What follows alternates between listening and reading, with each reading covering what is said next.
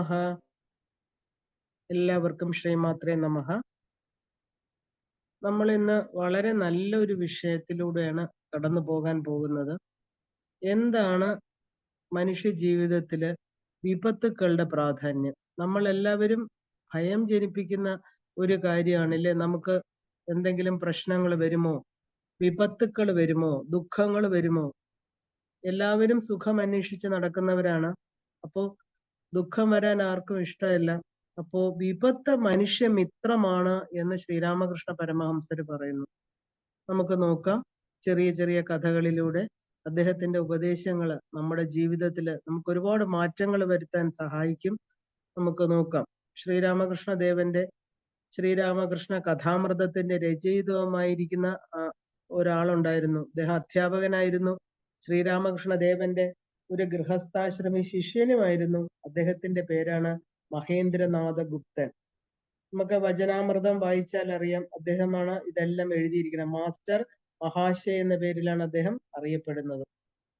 അപ്പോ തങ്ങളുടെ ഗുരുവിൽ നിന്ന് ഇവരെല്ലാം തന്നെ അവരവരുടെ ഗുരുനാഥനിൽ നിന്ന് ലഭിച്ച വിലപ്പെട്ട അറിവുകള് നമ്മളെ സാധാരണക്കാരായ മനുഷ്യർക്ക് ഈ സംസാര സമുദ്രത്തിന്റെ മറുകര എത്താൻ സഹായിക്കാൻ വേണ്ടി അവർ നമുക്ക് വേണ്ടി പറഞ്ഞു തരുന്നതാണ് ഇവയെല്ലാം തന്നെ. തീർച്ചയായിട്ടും ഭയഭക്തി വിശ്വാസത്തോടെ നമ്മളിത് സ്വീകരിച്ചു കഴിഞ്ഞാൽ നമുക്കും നമ്മളെല്ലാവരും ശരീരമെടുത്തി ഭവാർണവത്തിൽ വീണവരാണ്. നമുക്കും ഈശ്വരന്റെ ആ ഒരു ഏകമായിരിക്കുന്ന ശക്തിയുടെ ബലത്തില്, ആ വിശ്വാസത്തില്, ഭക്തിയില് നമുക്ക് കര എത്താൻ സാധിക്കും, ഉറപ്പാണ്.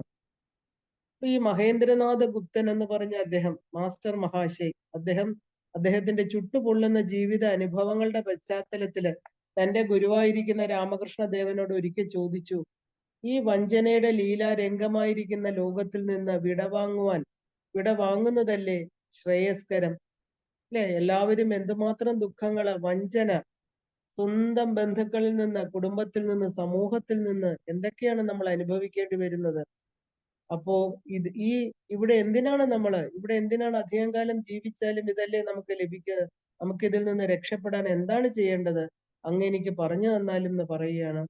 ഒരുപാട് കാലം അതിനെക്കുറിച്ച് ഇദ്ദേഹത്തിനോട്, ഗുരുദേവനോട് ചോദിക്കണോ വേണ്ടയോ എന്നൊക്കെ ഒരുപാട് ആലോചിച്ചതിന് ശേഷം നിവർത്തികേട് കൊണ്ട് അത്രയ്ക്ക് അനുഭവങ്ങള് ഇദ്ദേഹത്തെ വേട്ടയാടിക്കൊണ്ടിരുന്നു. ഒരു ദിവസം സന്ധ്യയ്ക്ക് ഗുരുദേവൻ ഉലാത്തിക്കൊണ്ടിരുന്നപ്പോ അദ്ദേഹത്തിനോട് ചോദിച്ച ചോദ്യമാണിത്.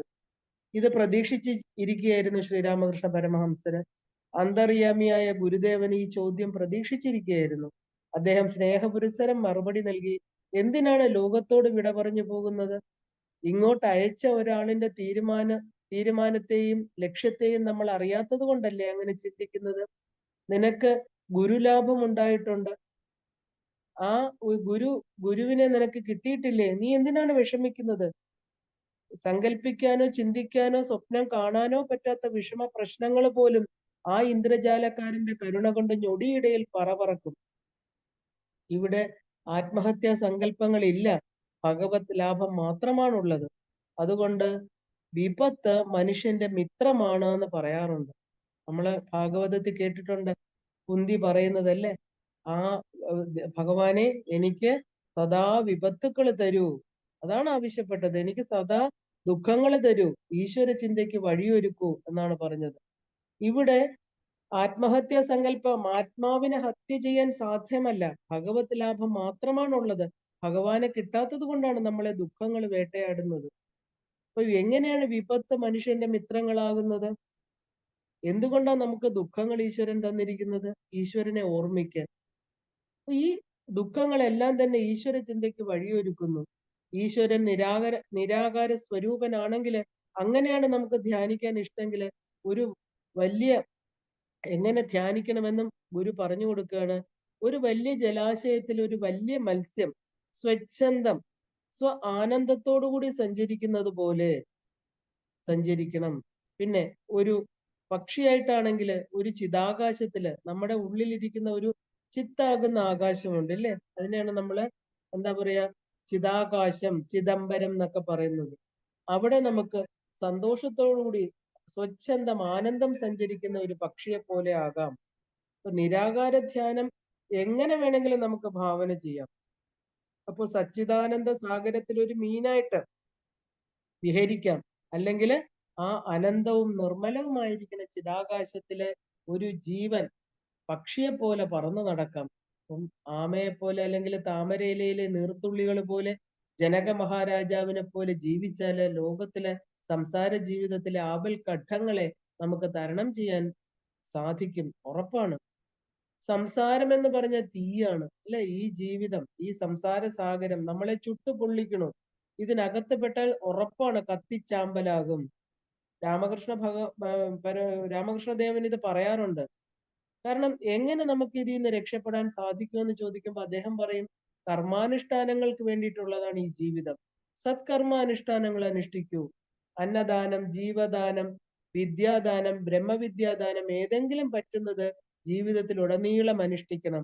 ഈ ഒരു ഈശ്വര സേവകന്റെ ഭാവത്തിൽ മാത്രം, അല്ലാതെ ഞാൻ ചെയ്യണു എന്നുള്ള ശരീരാഭിമാനം ഇല്ലാതെ എല്ലാം ഈശ്വരന് വേണ്ടി, എല്ലാവരുടെ ഉള്ളിലും ഈശ്വരനാണെന്ന് കണ്ട്, അല്ലെ, ഈശ്വര സർവഭൂതാനി ഹൃദ്ദേശേ അർജുന തിഷ്ഠതി, ഈ ഭാവത്തോടുകൂടി നമ്മള് കർമ്മങ്ങൾ ഇവിടെ ചെയ്യണം. സാധു സംഘം, സാധു സേവ, ഇത് രണ്ടുമാണ് പ്രായോഗിക വേദാന്തം എന്ന് പറയുന്നത്. മനോവാക്കായങ്ങൾ കൊണ്ട് ആ ആത്മപീഡ ചെയ്യാതിരിക്കുക. പരദോഷം കാണാനും പറയാനുമുള്ള വാസന പൂർണ്ണമായിട്ട് ഒഴിവാക്കുക. ആഭിജാത്യം, വിദ്യ, ബുദ്ധി, രൂപം, ഗുണം എന്നിവയില് അഭിമാന ചിന്ത വയ്ക്കാതിരിക്കുക. ഇതെല്ലാം എന്താണ്? ഈശ്വരൻ നമുക്ക് തന്നിരിക്കുന്ന അനുഗ്രഹങ്ങളായിട്ട് അംഗീകരിക്കുക. മഹേന്ദ്രനാഥ ഗുപ്തൻ എന്ന മാസ്റ്റർ മഹാശയ തന്റെ ശരീരം വീഴുന്നതിന് 3 ആഴ്ച മുമ്പേ ദുർഗാമന്ത്രം മാത്രമാണ് ജപിച്ചിരുന്നത്. കാരണം അദ്ദേഹത്തിന്റെ ഗുരു അത്ര ഉയർന്നതായിരുന്നു. ആ മൃത്യുഞ്ജയ മന്ത്രങ്ങളെല്ലാം ഉരുക്കഴിച്ച് കെട്ടിവെച്ച് മരണം എന്ന് പറയുന്ന തന്റെ ദേഹത്യാഗത്തിനായിട്ട് അദ്ദേഹം കാത്തിരുന്നു എന്നാണ് പറയുന്നത്. അദ്ദേഹം പറയാറുണ്ടായിരുന്നു, അഭയപദത്തിൽ പ്രാണൻ അർപ്പിച്ചേൻ, ആ അന്തക ഭയമിനി എനിക്കെവിടെ. എവിടെയാണോ നമ്മൾ നമ്മുടെ പ്രാണനെ അർപ്പിച്ചു, പിന്നെ എന്തിനാണ് നമ്മളെ മരണമെന്ന് പറയുന്ന ഈ ശരീരത്തെ മാത്രം പിടിക്കാൻ വരുന്ന അന്തകനെ നമ്മൾ ഭയപ്പെടുന്നത്? എത്തേണ്ടടുത്ത് നമ്മുടെ പ്രാണനെ എത്തിച്ചു കഴിഞ്ഞാൽ ഭയം എന്തിന്? ഭവതാരിണിയായിരിക്കുന്ന ശ്യാമാകാളി, നമുക്കറിയാം കൽക്കട്ടയിലെ ശ്രീരാമകൃഷ്ണദേവൻ പൂജിച്ച ശ്യാമാകാളി, ശിവന്റെ നെഞ്ചിൽ സർവാഭരണ വിഭൂഷിതയായിട്ട് തൃനയനയും മനുഷ്യ ശിരസുകൾ കൊണ്ടുള്ള മാലയും അരക്കെട്ടിൽ മനുഷ്യ ഹസ്തങ്ങളും കോർത്ത്, ആ കോർത്ത മാല അണിഞ്ഞ്, അതായത് ഒഡ്യാണം പോലെ മനുഷ്യ ഹസ്തങ്ങൾ അണിഞ്ഞിരിക്കുന്ന ദേവി അല്ലെ. ഈ അമ്മ നമുക്ക് എന്താ കാണിച്ചു തരുന്നത്? നമ്മുടെ കർമ്മത്യാഗം അല്ലെ.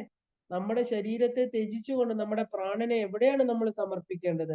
ഈ അമ്മയുടെ പാദങ്ങളിൽ തന്നെ സമർപ്പിച്ചാണ് ഭക്തന് ആ എന്താ പറയാ ആ സംരക്ഷണം നമുക്ക് കിട്ടേണ്ടത്. ആ ദേവിയുടെ പാദങ്ങളിലാണ് പൂർണ്ണമായിട്ട് രാമകൃഷ്ണ പരമഹംസർ എന്ന് പറയുന്ന ഉയർന്ന ദേവി ഉപാസകൻ കാളിമാന്നാണ് വിളിച്ചിരുന്നത്.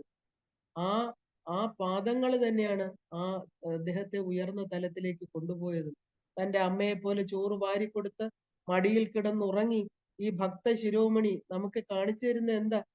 അദ്ദേഹം പറയുന്നു, ദേവി വേറെയല്ല, നമ്മൾ അമ്മയായിട്ട് കാണണം.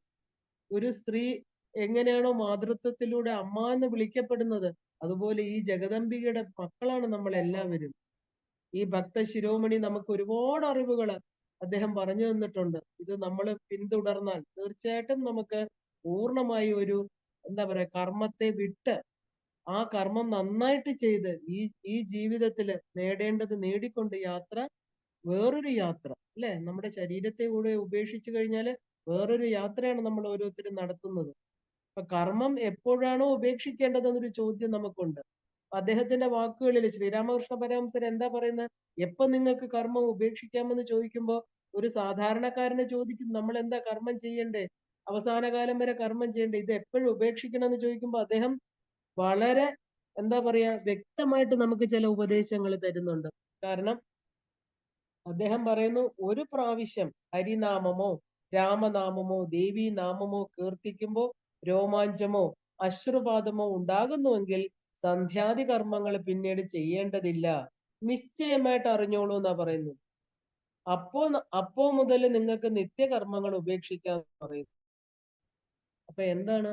നമ്മുടെ ഉള്ളില് ദേവി പ്രകടമായതിന്റെ ഫലമാണ് നമുക്ക് ആ നാമങ്ങൾ പറയുമ്പോൾ ഉണ്ടാകുന്ന അശ്രുപാതം. നമുക്ക് അശ്രുക്കൾ എങ്ങനെയാ ഉണ്ടാകുന്നത്? ഹൃദയത്തിൽ നിന്നല്ലേ. നമുക്ക് ചുമ്മാ കരയാൻ പറ്റില്ല. കണ്ണില് ഗ്ലിസറിൻ തേച്ച് കരയുന്നവരുണ്ടായിരിക്കാം. പക്ഷെ ഹൃദയം ഉരുകണം. നമ്മുടെ ജീവിത ദുഃഖങ്ങളിലല്ല, അമ്മയെ കുറിച്ച് പറയുമ്പോൾ, നമ്മൾ ഈശ്വരനെ കുറിച്ച് പറയുമ്പോൾ, അല്ലെ, വികാരാധീനനായി എപ്പോഴാണോ നമ്മുടെ കണ്ണുകളിൽ നിന്ന് അശ്രുക്കൾ വരുന്നത്, അപ്പോ നമുക്ക് സന്ധ്യാവന്ദനങ്ങളെല്ലാം നിർത്തിക്കൊണ്ട് ആ തലത്തിലെത്തി എന്ന് അദ്ദേഹം പറയുന്നത്. എന്താണ് ഭാഗവതത്തില് ഭഗവാനോട് പറയുന്നത്? സംസാര സാഗരേ മഗ്നം ദീനം മാം കരുണാനിധേ കർമ്മഗ്രാഹ ഗൃഹീതാഗ്രം മാം സമുദ്ധര ഭവാർണവാത്. സംസാര സാഗരത്തില് മഗ്നനായി ഭഗവാനെ ദീനനായി പോയി ഞാന്.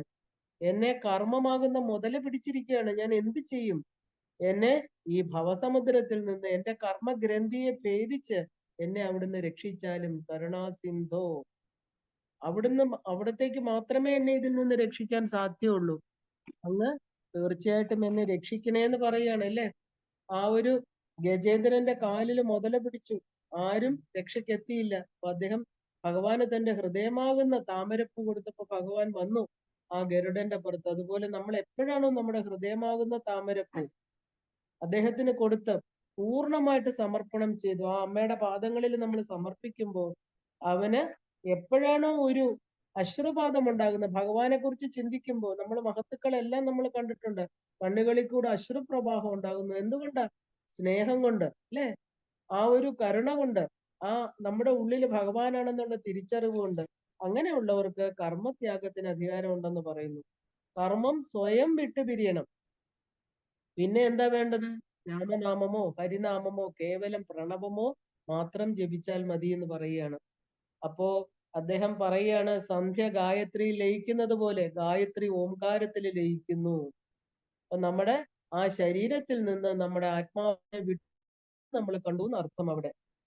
അപ്പോ ആ രാമകൃഷ്ണ പരമഹംസൻ എന്ന് പറഞ്ഞ ഉയർന്ന കാളി ഭക്തൻ നമുക്ക് ഒരുപാട് കാര്യങ്ങൾ പറഞ്ഞു തരുന്നുണ്ട്. എങ്ങനെയാണ് പുസ്തകം വായിക്കാതെ മനുഷ്യൻ വലിയവനാകുന്നത്? എങ്ങനെയാ മനുഷ്യനെ നമ്മള് വലുത് ചെറുത് എന്തിന്റെ അടിസ്ഥാനത്തിലാണ് നമ്മൾ ആളുകളെ വലിപ്പച്ചെറുപ്പം അളക്കുന്നത്?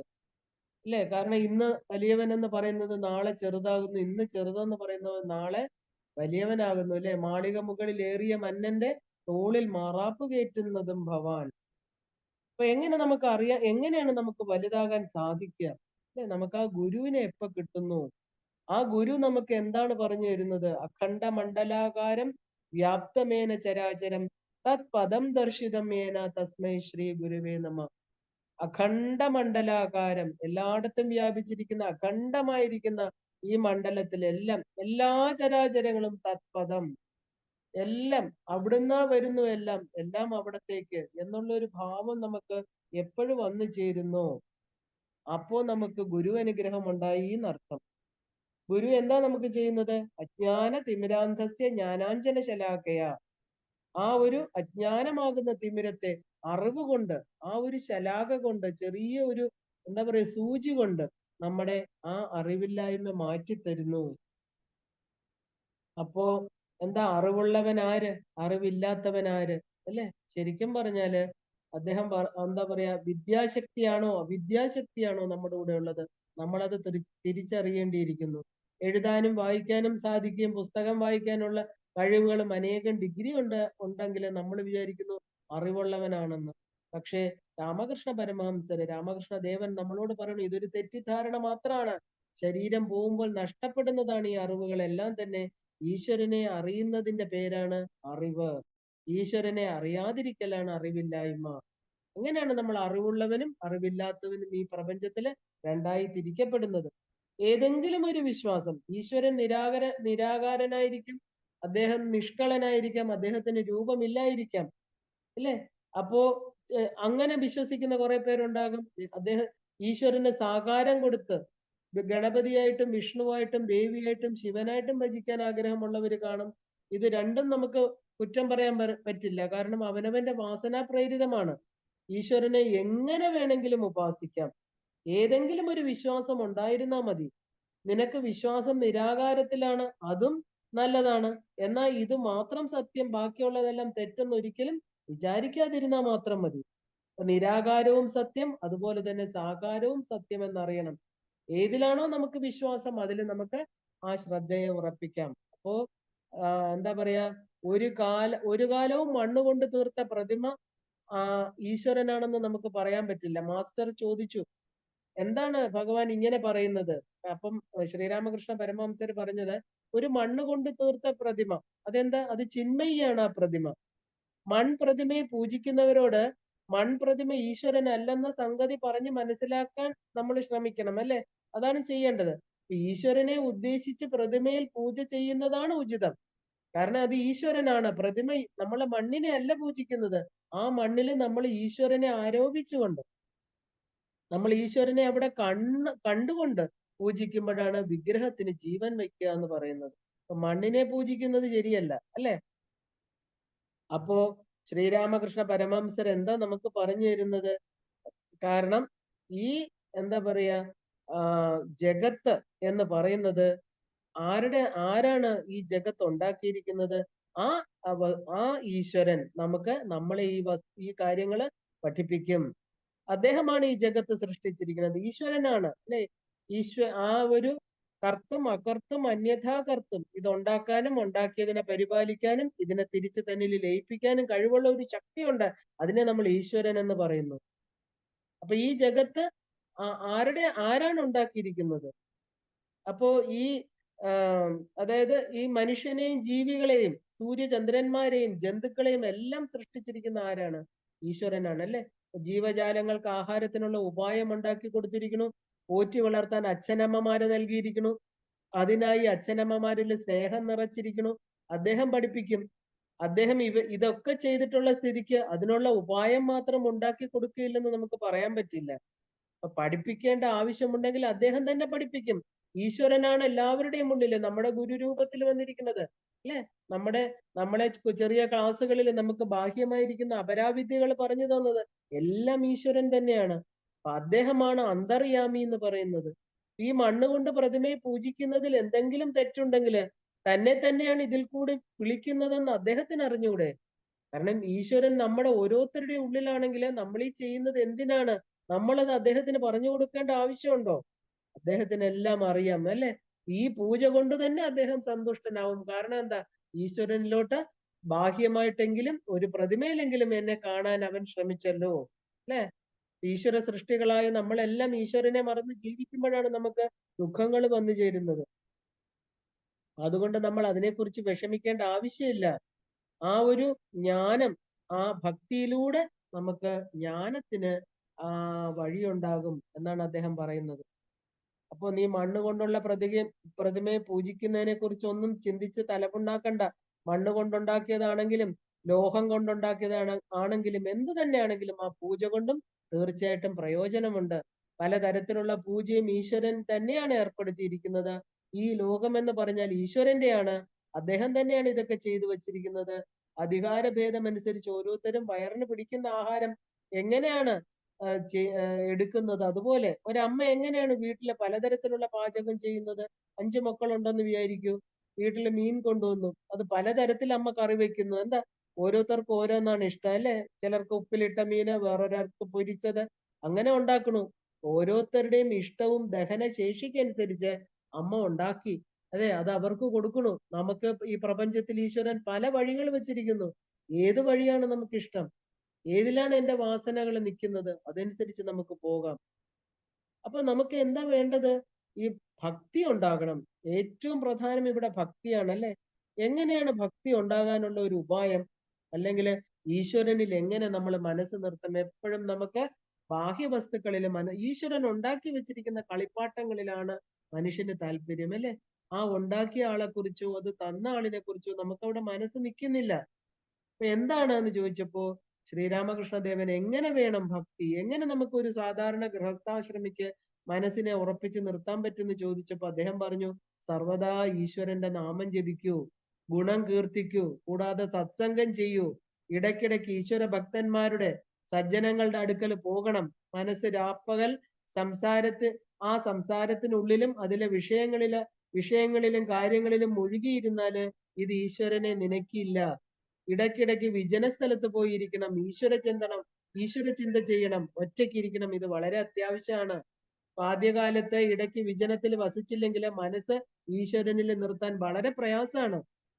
കാരണം എന്താ? നമ്മൾ ഒറ്റയ്ക്കിരിക്കണം. ഒറ്റയ്ക്കിരിക്കുമ്പോൾ മാത്രമേ നമ്മുടെ ഉള്ളിലുള്ള ഭഗവാനെ അറിയാൻ സാധിക്കുള്ളൂ. മരം തൈയായിരിക്കുമ്പോൾ ചുറ്റും വേലി കെട്ടി നിർത്തണം എന്ന് പറയുന്നത് അതുകൊണ്ടാ. വേലി കെട്ടിയില്ലെങ്കിൽ അത് ആടുമാട് തിന്നുകളയും. അതുപോലെയാണ് നമ്മുടെ മനസ്സ്. ഒരു ഉപാസനാ മാർഗത്തിൽ പ്രവേശിക്കുമ്പോൾ എത്ര സമയം നമുക്ക് തനിച്ചിരുന്ന് ആ ഈശ്വരനുമായിട്ട്, ആ അമ്മയുമായിട്ട് നമുക്ക് സമയം ചെലവഴിക്കാൻ പറ്റും. ഒരു മനസ്സിലോ അല്ലെങ്കിൽ ഒരു മൂലയിലോ വനത്തിലോ എന്നൊക്കെ പറയുന്നത് എന്താ? ഒഴിഞ്ഞ ഒരു സ്ഥലത്ത് ഒറ്റയ്ക്ക് ഇരുന്ന് ധ്യാനിക്കണം. സർവദാ സദാ വിചാരം ചെയ്യണം. സദ്വിചാരം. വേറൊന്നും വേണ്ട. ഉപനിഷത്തുകൾ പഠിക്കണ്ട. ഒരുപാട് മന്ത്രതന്ത്രാദികൾ ഒന്നും വേണ്ട. ഒരിടത്തിരുന്ന് നമുക്ക് കിട്ടിയ നമുക്ക് ആരോടാണോ ഈശ്വരന്റെ ഏത് രൂപത്തിനാണോ താല്പര്യം അത് ചിന്തിക്കുക. ഈശ്വരൻ മാത്രാണ് സത്ത്, നിത്യവസ്തു. ബാക്കിയുള്ളതെല്ലാം അസത്താണ്, അനിത്യമാണ്. ഇങ്ങനെ വിചാരം ചെയ്യണം നമ്മള്. അനിത്യ വസ്തുക്കളെ മനസ്സിൽ നിന്ന് പതുക്കെ പതുക്കെ അകറ്റണം. അല്ലാതെ ഈ അനിത്യ വസ്തുക്കളിൽ മാത്രം മനസ്സിരുന്നാല് ഒരിക്കലും നമുക്ക് ആ പൂർണ്ണമായിരിക്കുന്ന സത്തിലേക്ക് മനസ്സ് കൊണ്ടുപോകാൻ സാധ്യമല്ല. അപ്പോ എന്താണ്? നമ്മള് ഒരു വീട്ടിലിരുന്ന് ജോലി ചെയ്തുകൊണ്ടിരിക്കുമ്പോൾ നമ്മുടെ മനസ്സ് ഈശ്വരനിൽ വെക്കുക. ഭാര്യ, പുത്രൻ, അച്ഛൻ, അമ്മ, അല്ലെ? സർവരോടും വസിക്കാം നമുക്ക്. അവർക്ക് സേവ ചെയ്യുക, അവർക്ക് വേണ്ടതെല്ലാം ചെയ്തു കൊടുക്കുക, അവരോട് നന്നായിട്ട് ഇടപെടുക, സ്വന്തം ആളുകളെ പോലെ എല്ലാവരോടും പെരുമാറുക. എന്നാല് അവർ നിന്റെ ആരുമല്ലെന്ന് ഉള്ളിൽ അറിഞ്ഞോളണം. നമുക്ക് ഉള്ളിലിരിക്കുന്ന ആള് മാത്രമാണ് നമ്മുടെ സ്വന്തം. ആ ഒരു ചിന്തയോടുകൂടി, അതായത് വലിയ ആളുകളുടെ വീട്ടിലെ ജോലിക്കാരിയെ നമ്മൾ ശ്രദ്ധിച്ചു നോക്കിയാൽ അറിയാം, അല്ലെ? സകല ജോലികളും ചെയ്യും. എന്താ? തന്റെ കുടുംബത്തെ പോറ്റാൻ വേണ്ടിയിട്ടാണ് ആ ജോലിക്കാരി അവിടെ വന്ന് നിൽക്കുന്നത്. ശമ്പളം കൊടുക്കുന്നു, ഭക്ഷണം കൊടുക്കുന്നു, എല്ലാം കൊടുക്കുന്നു. പക്ഷെ ആ കൊടുക്കുന്നവരോട് അവർക്ക് എന്തെങ്കിലും പ്രത്യേകിച്ച് ഉണ്ടോന്ന് വെച്ചാൽ അവരുടെ വീടും അവരുടെ കുടുംബം, അവരുടെ ഭർത്താവ്, കുട്ടികളൊക്കെ നാട്ടിൻ പുറത്തൊരു വീട്ടിലായിരിക്കും, അല്ലെ? ഈ വലിയ വീട്ടില് ജോലി ചെയ്യുമ്പോഴെല്ലാം അവരുടെ മനസ്സ് എവിടെയായിരിക്കും? തന്റെ വീട്ടിലുള്ള തന്റെ ആ ഒരു എന്താ പറയാ, കുഞ്ഞുങ്ങള് തന്നെ കാത്തിരിക്കുന്നത്, അവർക്ക് എന്ത് കൊണ്ടു കൊടുക്കണം, അല്ലെ? തന്റെ ഭർത്താവ്, മക്കൾ, ഇതിനെയായിരിക്കും അവർ ചിന്തിച്ചുകൊണ്ടിരിക്കുന്നത്. യജമാനന്റെ വീട്ടിൽ ജോലി ചെയ്യുമ്പോൾ അവിടുത്തെ കുട്ടികളെ കുളിപ്പിക്കുമ്പോൾ സ്വന്തം മക്കളെ പോലെ വളർത്തുമ്പോ, ഇല്ലേ? അപ്പൊ എന്റെ രാമൻ, എന്റെ ഹരി എന്നൊക്കെ പറയും. എന്റെ കുട്ടികളെ പോലെയാണ് ഞാൻ നോക്കുന്നത്. എന്നാല് ഇവര് തന്റെ ആരും അല്ലെന്ന് അവർക്കറിയാം. ഒരു കാലം അവിടെ വിട്ടു പോണം. എന്റെ യഥാർത്ഥ കുഞ്ഞുങ്ങൾ എവിടെയാ? എന്റെ വീട്ടിലാണ്, എന്റെ ഗ്രാമത്തിലാണ്. ഞാൻ കുറച്ചു സമയത്തേക്ക് ധനത്തിന് വേണ്ടിയാണ് ഞാൻ ഇവിടെ നിൽക്കുന്നത്. ഈ ഒരു ഉറപ്പോട് കൂടിയായിരിക്കണം നമ്മളും ഈ ലോകത്തില് വസിക്കേണ്ടത്. കാരണം ഇവിടെ ഒന്നും നമ്മുടേതല്ല, എന്നാൽ നമ്മുടേതാണെന്നൊരു പ്രതീതി നമുക്കുണ്ട്, അല്ലേ?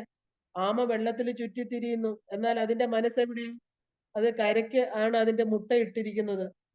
എപ്പോഴും ആ മുട്ട എപ്പോ വിരിയും? ആ മുട്ടയിലാണ് ആമയുടെ മനസ്സ് മുഴുവനും. അപ്പൊ ലോകത്തിലെ കൃത്യങ്ങളൊക്കെ ചെയ്യുമ്പോൾ മനസ്സ് ഈശ്വരനിൽ നിർത്തണം. ഈശ്വരനില് ഭക്തി നേടാതെ സംസാരത്തിൽ പ്രവേശിച്ചാല് അതില് കൂടുതൽ കൂടുതൽ ഒട്ടിപ്പോവുകയുള്ളൂ. കാരണം ആദ്യം നമുക്ക് ഈ ഒരു ചക്ക മുറിക്കുമ്പോൾ എണ്ണ പുരട്ടണം എന്ന് പറഞ്ഞ പോലെ ഈശ്വരനുള്ള ഭക്തി എത്രത്തോളം കൂട്ടാമോ അത്രത്തോളം നമ്മൾ കൂട്ടണം. കാരണം ഈ പ്രപഞ്ച വസ്തുക്കളുമായിട്ട് നമ്മൾ ഒട്ടിപ്പോയാൽ എന്താ? അതിലെ ആപത്ത്, സങ്കടം, സന്താപം ഇവയ്ക്കെല്ലാം നമ്മൾ അടിമപ്പെട്ടു പോകും.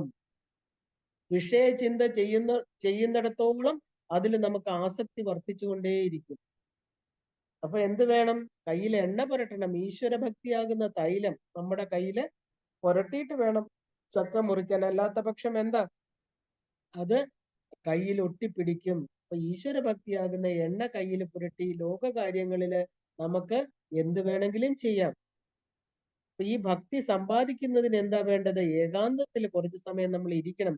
പാലിൽ നിന്ന് വെണ്ണ എടുക്കണമെങ്കിൽ എന്ത് വേണം? അത് ഒഴിഞ്ഞ മൂലയിൽ തൈരാകാൻ കുറച്ചു സമയം വയ്ക്കണം, ഇല്ലേ? അത് ഇളക്കിയാൽ തൈര് ഉറകൂടുകയില്ല. പിന്നെയോ മറ്റു പണികളൊക്കെ വിട്ട് ഒറ്റയ്ക്ക് ഇരുന്ന് തൈര് കടഞ്ഞെടുക്കണം. അപ്പൊ വെണ്ണ തെളിഞ്ഞു കിട്ടും. അപ്പോ ആ ഒരു തനിച്ചിരുന്ന് ആ ഒരു തനിയെ ഇരുന്ന് ഈശ്വര ചിന്ത ചെയ്താല് മനസ്സിന് ജ്ഞാനവും വൈരാഗ്യവും ഭക്തിയും ലഭിക്കും, ഉറപ്പാണ്. എന്നാൽ സംസാരത്തിൽ വീണ് കിടന്നാൽ അതേ മനസ്സ് തന്നെ എന്ത് ചെയ്യും? നീചമായി പോകും. അപ്പൊ മനസ്സെന്ന് പറയുന്നത് എന്താ? ഒരു പ്രതിമയാണ്, ഒരു മെഴുക് പ്രതിമയാണ്, അല്ലെ? അതിനെ നമുക്ക് എങ്ങനെ വേണമെങ്കിലും രൂപാന്തരപ്പെടുത്താൻ സാധിക്കും. സംസാരത്തില് കാമിനി കാഞ്ചന ചിന്ത മാത്രമേ ഉള്ളൂ. നമ്മൾ ഏതെടുത്ത് നോക്കിയാലും അവിടെ എന്താ? വിഷയസുഖങ്ങളാണ് കൂടുതൽ, അല്ലെ?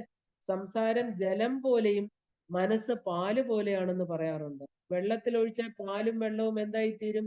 ഒന്നായിട്ട് തീരും അല്ലെ? പിന്നെ പാൽ വേർതിരിച്ച് കിട്ടിയില്ല നമുക്ക്. പാല് തൈരാക്കി കടഞ്ഞ് വെണ്ണ എടുത്ത് വെള്ളത്തിലിട്ടാലോ അത് പൊങ്ങിക്കിടക്കും. അതുപോലെ ഏകാന്തത്തിൽ നമ്മൾ സാധന ചെയ്ത് ആദ്യം ജ്ഞാനഭക്തി രൂപമായിരിക്കണം ആ വെണ്ണയെ സമ്പാദിക്കണം. ആ വെണ്ണ സംസാര ജലത്തിലിട്ടാലും കിടന്നാലും ഒരിക്കലും അത് കൂടി കലർന്നു പോവില്ല. കാരണം എന്താ? അത് പൊങ്ങിക്കിടക്കും. കാരണം അത് അതുമായിട്ട് ചേർന്ന് ഇരിക്കില്ല എന്നർത്ഥം.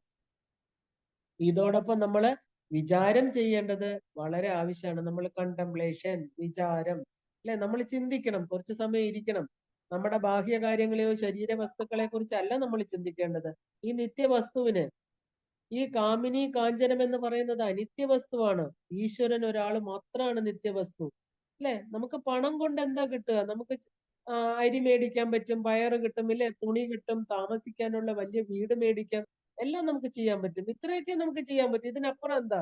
എന്തെങ്കിലും നമുക്ക് വേറെ വാങ്ങിക്കാൻ പറ്റും? ഇതിനെല്ലാം ഏത് ക്വാളിറ്റിയിൽ ഉള്ള ആ ഒരു വ്യത്യാസം മാത്രമേ ഉള്ളൂ. ചെറിയവന് ചെറിയ അവന്റെ കയ്യിലിരിക്കുന്ന പണം, വലിയവന് വലിയ രീതിയിൽ അല്ലെ, ആഡംബര രീതിയിൽ ജീവിക്കാം. പക്ഷെ ഇതിനപ്പുറം എന്തെങ്കിലും നമുക്ക് ചെയ്യാൻ പറ്റുമോ എന്ന് ചോദിച്ചാല് ഇല്ല. ഈ പണം കൊണ്ട് നമുക്ക് ഭഗവാനെ കിട്ടുമോ? ഇല്ല. കാരണം പണം ഒരിക്കലും ജീവിത ഉദ്ദേശമാകാൻ നിവൃത്തിയില്ല. കാരണം ഇതാണ്, ഈ ചിന്തയാണ് നമ്മുടെ വിചാരം. എന്തിനു വേണ്ടി നമ്മൾ ഈ സമയം കളയുന്നു? എന്തിനു വേണ്ടിയിട്ടാണ് നമ്മൾ ജീവിക്കുന്നത്? ഈ നമ്മൾ പണം ഉണ്ടാക്കുന്നു, പണം സൂക്ഷിച്ചു വെക്കുന്നു, ദാനമൊന്നും ചെയ്യുന്നില്ല അല്ലെ? ഈശ്വരന് പോലും, ക്ഷേത്രങ്ങൾക്ക് പോലും ദാനം ചെയ്യുന്നില്ല. ഈ പണം കൊണ്ട് എന്താ നമുക്ക് നേടാൻ പറ്റുക? അനിത്യമായ കുറച്ച് വസ്തുക്കൾ ജീവിതത്തിൽ നേടാം, അത്രയും മാത്രം. ഭഗവാനെ നമുക്ക് വിലയ്ക്ക് വാങ്ങിക്കാൻ ഒരിക്കലും സാധ്യമല്ല. അപ്പൊ ഈ വസ്തു വിചാരം ചെയ്ത് നോക്കണം. പണത്തിൽ എന്തുണ്ട്? ഈ സുന്ദര ദേഹത്തിൽ എന്തുണ്ട്? വിചാരം ചെയ്യണം. സുന്ദരിയുടെ ദേഹത്തിലും സുന്ദരന്റെ ദേഹത്തിലും ഒക്കെ എന്താ ഉള്ളത്? അസ്ഥി, മാംസം, മജ്ജ, മലം, മൂത്രം, ഇതൊക്കെ മാത്രമേ ഉള്ളൂ. ഇല്ല, മനുഷ്യൻ ഈശ്വരനെ വെടിഞ്ഞ് ഇത്തരം വസ്തുക്കൾക്കായിട്ട് എന്തിനാണ് മനസ്സ് കൊടുക്കുന്നത്? നമ്മള് എന്തിന് ഈശ്വരനെ മറന്നു കളയുന്നു? നമുക്ക് എല്ലാം തരുന്ന ഭഗവാൻ അല്ലെ? നമ്മൾ അനിത്യ വസ്തുക്കള് അനിത്യം എന്ന് പറഞ്ഞാല് ഇന്ന് പറഞ്ഞ് നാളെ മാറുന്ന മനസ്സിന്റെ ഉടമകളാണ് ഈ മനുഷ്യരെന്ന് പറയുന്നവര്. അവർക്ക് വേണ്ടി നമ്മൾ എത്ര സമയം ചെലവഴിക്കുന്നു? നമ്മുടെ ഉള്ളിലിരിക്കുന്ന ആ നിത്യശുദ്ധ മുക്ത സ്വരൂപമായിരിക്കണം നമ്മളെ ഇങ്ങോട്ട് പറഞ്ഞു വിട്ട് നമുക്ക് എല്ലാത്തിനും ആശ്രയമായിരിക്കുന്ന ഈ പ്രപഞ്ച വസ്തുക്കളെല്ലാം തന്ന് നമ്മളെ സന്തോഷിപ്പിക്കുന്ന ഈശ്വരനെ മറക്കണു. എന്താ വേണ്ടത്? ഈശ്വരനെ കാണാൻ കഴിയുമോ എന്ന് രാമകൃഷ്ണ പരമഹംസരോട് ചോദിച്ചപ്പോൾ തീർച്ചയായിട്ടും കാണാം എന്നാണ് അദ്ദേഹം നരേന്ദ്രന് കൊടുത്ത മറുപടി അല്ലെ? എങ്ങനെ കാണാൻ പറ്റും? ഈശ്വരനെ എങ്ങനെയാ കാണാൻ പറ്റുക? അതിനു വേണ്ടിയിട്ട് കൂടെ വിജനത്തിൽ വാസം ചെയ്യണം. ഭഗവാന്റെ ഗുണഗാനം, വസ്തുവിചാരം, ഈ വക ഉപായങ്ങളെല്ലാം നമ്മൾ സ്വീകരിക്കണം. തീവ്രമായിരിക്കുന്ന വ്യാകുലതയോടുകൂടി കരയണം.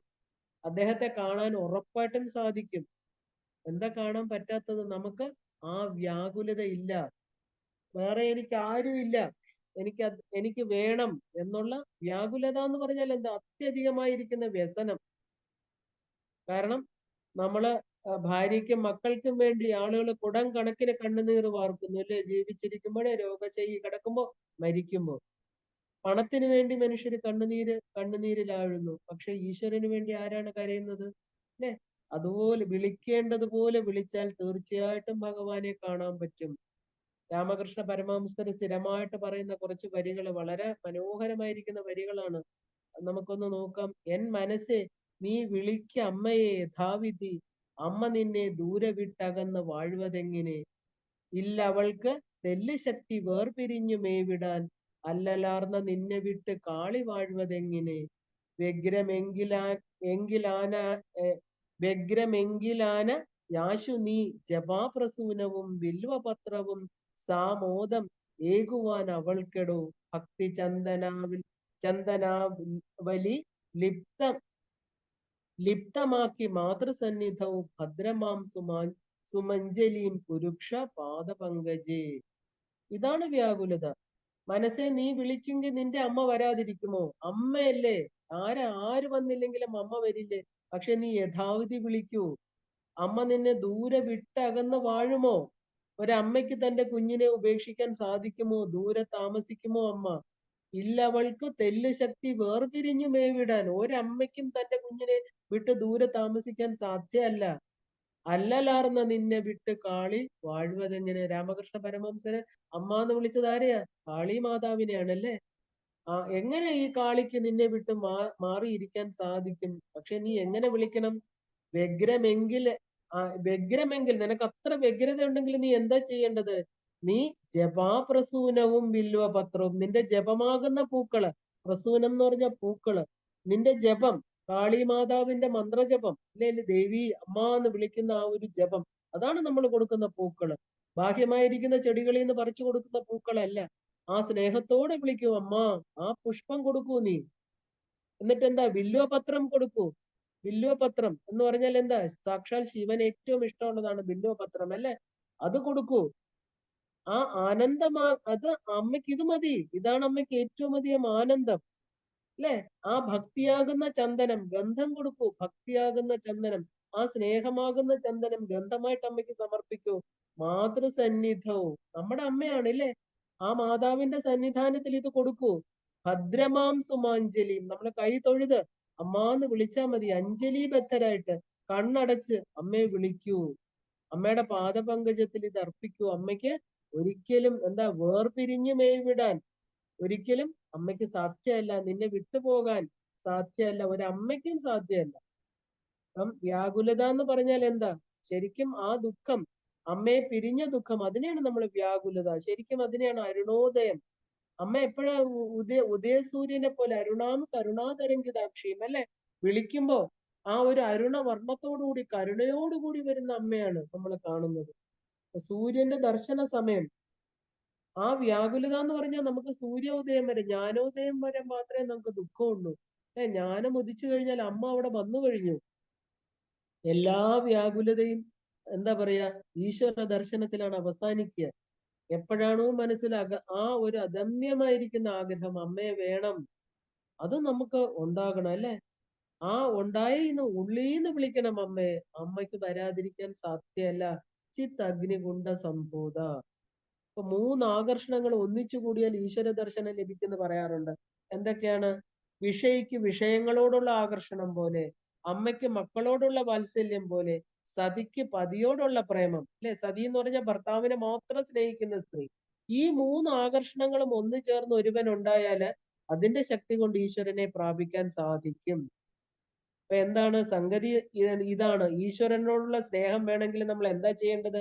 അമ്മ എങ്ങനെയാണ് മക്കളെ സ്നേഹിക്കുന്നത്? എന്തെങ്കിലും പ്രതീക്ഷിച്ചിട്ടാണോ? അല്ലെ?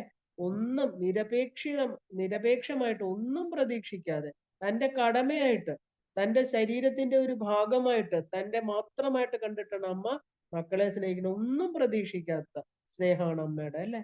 സതി എങ്ങനെയാണ് പതിയെ ഭജിക്കുന്നത്? സതി എന്ന് പറഞ്ഞാൽ പൂർണ്ണമായിരിക്കുന്ന ഒരു കുലാങ്കന, തന്റെ ഭർത്താവിനെ മാത്രം, പതിവ്രത മാത്രം സ്നേഹിക്കുന്നത്, വേറെ ആരോടും ഒരു കമ്മിറ്റ്മെന്റും ഇല്ല അല്ലെ? തന്റെ ഭർത്താവ് മാത്രം, അങ്ങനെ സ്നേഹിക്കുന്നത് പോലെ. വിഷയി, വിഷയി എന്ന് പറഞ്ഞാൽ വിഷയങ്ങളിൽ താല്പര്യമുള്ളവൻ, വിഷയങ്ങളെ സ്നേഹിക്കുന്ന പോലെ. ബാഹ്യമായിട്ട് താല്പര്യമുള്ളവർക്കെല്ലാം എന്താ? വിഷയസുഖത്തിലാണ് താല്പര്യം. കണ്ണ്, കാത്, മൂക്ക്, ത്വക്ക്, ഇവ നമുക്ക് അനേക വിഷയങ്ങൾ നമ്മുടെ മുമ്പിൽ നിരത്തി വെച്ചിട്ടുണ്ട് ഇല്ലേ? അതിനെല്ലാം നമ്മൾ എത്രത്തോളം എത്രത്തോളം ആഗ്രഹം ഉപയോഗിച്ചാലും വീണ്ടും വീണ്ടും വീണ്ടും ആഗ്രഹിച്ചുകൊണ്ടേയിരിക്കണം.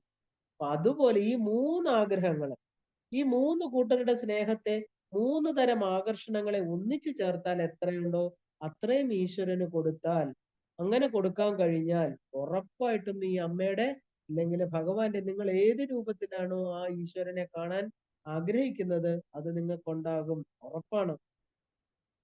ഇതിനെയാണ് നമ്മൾ അനന്യ ഭക്തി എന്ന് പറയുന്നത്. ഭഗവാൻ പറയണു, അനന്യ ചിന്ത എന്തോ മാം ഏ ജനാപരി ഉപാസിത. ആരാണോ എന്നെ മാത്രം ചിന്തിച്ചുകൊണ്ട് എന്നെ കാണണം എന്ന് ആഗ്രഹമുള്ളവർക്ക് എന്താ? യോഗക്ഷേമം മഹാമ്യഹം, ഉറപ്പ് കൊടുക്കുന്നു ഞാൻ. അവരുടെ യോഗം, അവരുടെ ക്ഷേമം ഞാനിതാ ഉറപ്പ് തരണു, ഞാൻ നോക്കിക്കൊള്ളാം അല്ലെ? അപ്പൊ വ്യാകുലതയോടെ നമ്മൾ അമ്മയെ വിളിക്കണം. പൂച്ചക്കുഞ്ഞുങ്ങളെ മ്യാവും മ്യാവും എന്ന് തള്ളപ്പൂച്ചയെ വിളിച്ച് കരയാനേ അറിയുള്ളൂ അല്ലേ? അതിനെന്ത് ചെയ്യാൻ പറ്റും? കൊച്ചു കുഞ്ഞുങ്ങളാണ്, പ്രസവിച്ച ഉടനെ അവിടെ ഇട്ടിട്ട് പോവാണ്. തള്ള അതിനെ എവിടെ കൊണ്ടുവയ്ക്കുന്നോ അത് അവിടെ ഇരിക്കും. കടിച്ചെടുത്ത് നമുക്ക് കാണാം.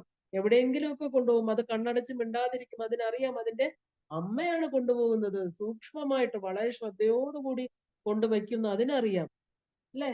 ആ അമ്മ പൂച്ച എവിടെയാണോ കൊണ്ടുവയ്ക്കുന്നത് അത് അവിടെ ഇരുന്നോളും. ചിലപ്പോ അടുക്കളയെ കൊണ്ടുവയ്ക്കും, ചിലപ്പോ തറയിൽ കൊണ്ടുവയ്ക്കും, ചിലപ്പോ കിടക്കയിൽ കൊണ്ടുവയ്ക്കുന്ന കാണാം. തള്ള കൊണ്ടുവയ്ക്കുന്നിടത്ത് അതിരിക്കും. അല്ലേ? അതിന് കഷ്ടപ്പാട് വരുമ്പോ, അതിന് വിശക്കുമ്പോ അത് വെറുതെ ഇരുന്നിട്ട് എന്ത് വിളിക്കും? മ്യാവ് മ്യാവ് എന്ന് വിളിക്കും. അമ്മ അമ്മ എന്ന് വിളിക്കുക. അതിന്റെ ഭാഷയാണത്. അത് കരഞ്ഞു വിളിക്കും. അപ്പോ അതിന് വേറൊന്നും അറിയില്ല. അമ്മ എവിടെ ഇരുന്നാലും ഈ പൂച്ച എന്ത് ചെയ്യും? ഓടി വരുമില്ലേ? വന്ന് അതിനെ എന്താ പറയാ, എന്താണോ അതിനെ അവിടെ നിന്ന് മാറ്റണോ, അല്ലെ അതിന് വിശക്കുന്നോ എന്താണെന്ന് അറിഞ്ഞിട്ട് വേണ്ടത് കൊടുക്കും. അപ്പൊ നമ്മൾ എന്താ, ഈ ഒരു സത്യം നമ്മൾ അറിയണം. കാരണം നമുക്ക് അങ്ങോട്ടുള്ള എത്രത്തോളം സ്നേഹം അമ്മയോട് കാണിക്കാമോ അതിന്റെ 5 ഇരട്ടിയല്ല, 1000 ഇരട്ടി, ഇൻഫിനിറ്റ്, അല്ലേ? നമുക്ക് അളക്കാൻ പറ്റാത്ത സ്നേഹമാണ് അമ്മ നമുക്ക് ഇങ്ങോട്ട് തരുന്നത്. കാരണം എന്താ? കാരണം എല്ലാത്തിന്റെ ഉള്ളിലും ഈശ്വരനാണ്. അമ്മ നമുക്കറിഞ്ഞൂടാ, എല്ലാം അമ്മയ്ക്കറിയാം, അല്ലേ? സർവഭൂതമാത്മാനം സർവഭൂതാനി ചാത്മനി ഈക്ഷതേ യോഗയുക്താത്മാ സർവത്ര സമദർശിന. എല്ലാവരുടെ നമ്മൾ പറയും, എല്ലാവരുടെ ഉള്ളിലും ഈ അമ്മ എന്ന് പറയുന്ന ഈശ്വര ശക്തി പല രൂപത്തില്, മൃഗങ്ങളിലും മനുഷ്യരിലും പല വ്യത്യാസം ഉണ്ടെന്ന് മാത്രം. മനുഷ്യന് ചിന്തിക്കാനുള്ള കഴിവ്, എന്താ പറയാ, മനസ്സിനെ നിയന്ത്രിക്കാനുള്ള കഴിവൊക്കെ കൊടുത്തിരിക്കുന്നു. മൃഗങ്ങൾക്ക് അതില്ല. അവര് ഈ പറഞ്ഞ എല്ലാവരുടെ ഉള്ളിലും അമ്മയുണ്ടെങ്കിലും നമ്മുടെ ആ ഒരു, എന്താ പറയാ, ആ ഒരു വിവേകം എന്ന് പറയുന്നത് ലെവല് പല വ്യത്യാസം ഉണ്ടെന്നേ ഉള്ളൂ. നമുക്ക് മൃഗങ്ങൾക്ക് കർമ്മങ്ങളില്ല, പക്ഷികൾക്ക് കർമ്മങ്ങളില്ല, മനുഷ്യന് കർമ്മങ്ങളും കർമ്മഫലങ്ങളും അനുഭവിക്കേണ്ടി വരുന്നു. അതനുസരിച്ച് ഈ സത്യത്തെ ഈ ശരീരമാകുന്ന ഉപാധിയിലൂടെ അറിയുന്ന ഓരോ വ്യക്തിക്കും, എന്താ പറയാ, രാമകൃഷ്ണ പരമഹംസര് തന്റെ ശിഷ്യന്മാർക്ക് പറഞ്ഞു കൊടുത്ത പോലെ, മാസ്റ്റർ മഹാശയെ ചോദിച്ചപ്പോ കൊടുത്ത ഉത്തരങ്ങൾ പോലെ നമുക്കാണ് ഇതെല്ലാം അദ്ദേഹം തരുന്നത്. നമ്മൾ ഭയക്കണ്ട, ഈശ്വരൻ നമ്മുടെ കൂടെയുണ്ട്. ആ വ്യാകുലതയോടുകൂടി അമ്മയെ വിളിക്കൂ. എങ്ങനെയൊക്കെ നമുക്ക് എന്തൊക്കെ ഗുണങ്ങൾ വളർത്തിയെടുക്കണം, ആ ഗുണങ്ങളിലൂടെ ഉറപ്പായിട്ടും നമുക്ക് ഈ ശരീരത്തിലിരുന്നു കൊണ്ട് ഇവിടെ ഇപ്പോ ആ അമ്മയുടെ ഏത് രൂപത്തെയാണ് നമുക്ക് ദർശിക്കണോ അത് നമുക്ക് ദർശിക്കാൻ സാധിക്കുമെന്ന് ഉറപ്പു പറയുകയാണ്. നമുക്കിതിനെല്ലാം സാധ്യമാകട്ടെ. ആ പരാശക്തി നമ്മളെ അനുഗ്രഹിക്കട്ടെ എന്ന് പറഞ്ഞുകൊണ്ട് ഇവിടെ നിർത്തുകയാണ്. എല്ലാവർക്കും ശ്രീമാത്രേ നമഃ.